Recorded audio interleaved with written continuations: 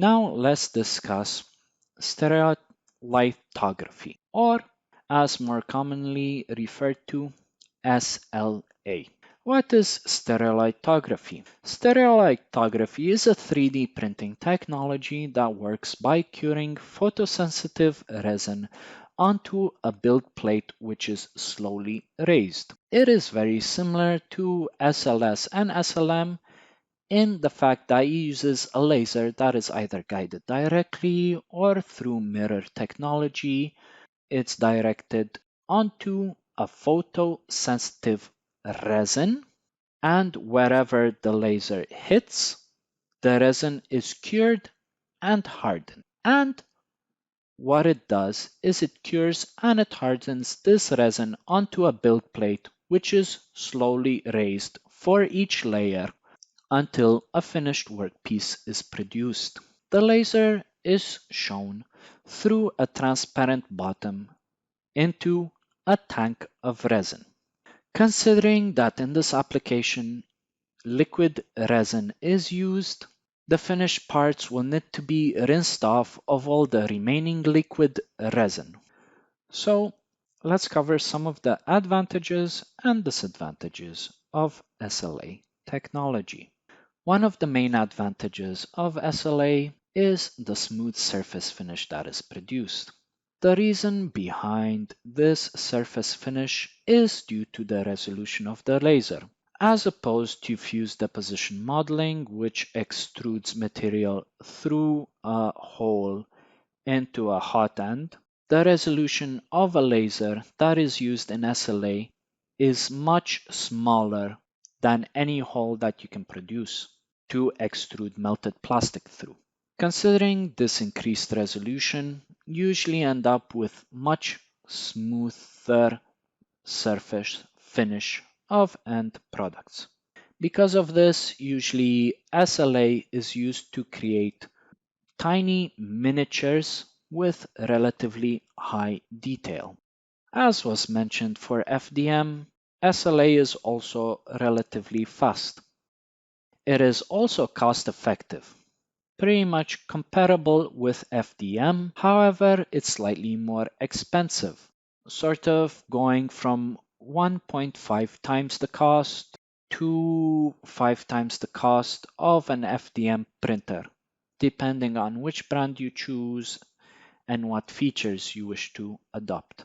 Also, the liquid resin that is used in SLA is also relatively more expensive than FDM filament. However, there is an advantage that you also have a wide range of resin available with different colors and properties from a wide range of companies. Now let's move on to the disadvantages of SLA. Considering that most SLA pieces are produced by UV hardening of photosensitive resin, the finished test pieces also can suffer from UV degradation from sunlight. So if you produce a part using SLA, which is exposed frequently to sunlight, the test piece would either get bleached or suffer other forms of degradation due to sunlight.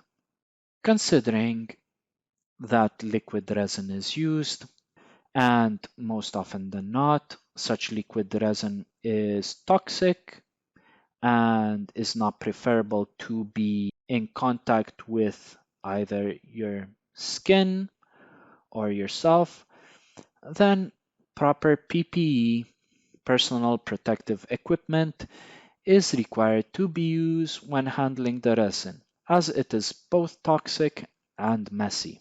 Also, on the topic of liquid resin, the end parts after 3D printing is finished need to be rinsed off to remove all remaining liquid resin. This adds to both the time and the cost of 3D printed parts produced. Also considering, as is similar to FDM, that there is an air gap in between layers when compared to the build plate, In certain situations, you might need to include support structures in your original design. And obviously, once 3D printing is finished, these support structures would need to be later removed or sanded off in one way or another, again, adding to the material costs by incorporating them into the design and to the man-hours required for post-processing to remove the support structures.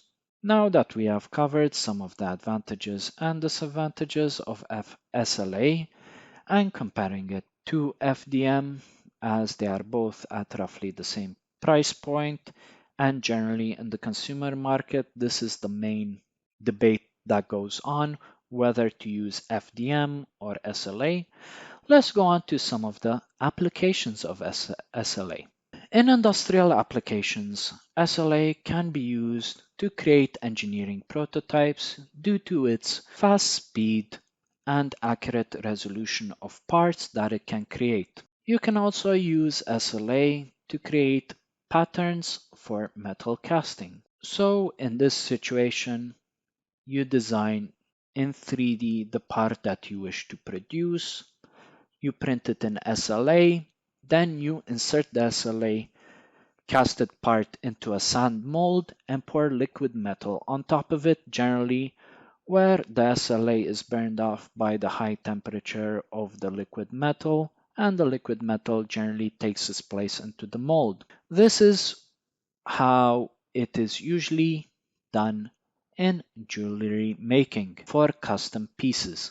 Previously, in the past, jewelers would have had to either sculpt their pieces physically out of clay and then insert the clay, or sometimes make the pieces out of wax and insert the wax into the sand mold and then pour the liquid metal on top of that. However, with the advent of 3D printing technology, they can easily design their pieces in some CAD software, create a 3D model, and then send that 3D model to the 3D printer for production. Whereas in the past, generally, they might have had to create a 3D model, but then they would have had to physically build that 3D model or sculpt it out of some other material.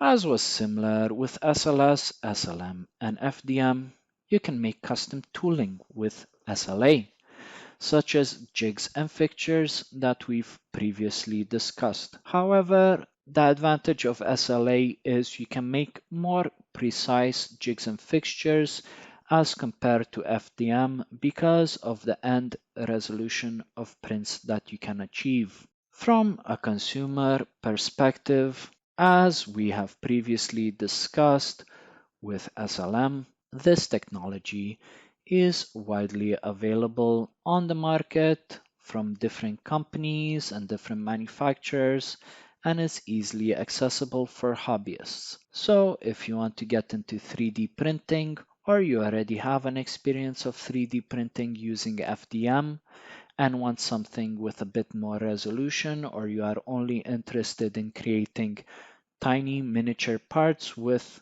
good and accurate details, then SLA would be technology to turn to.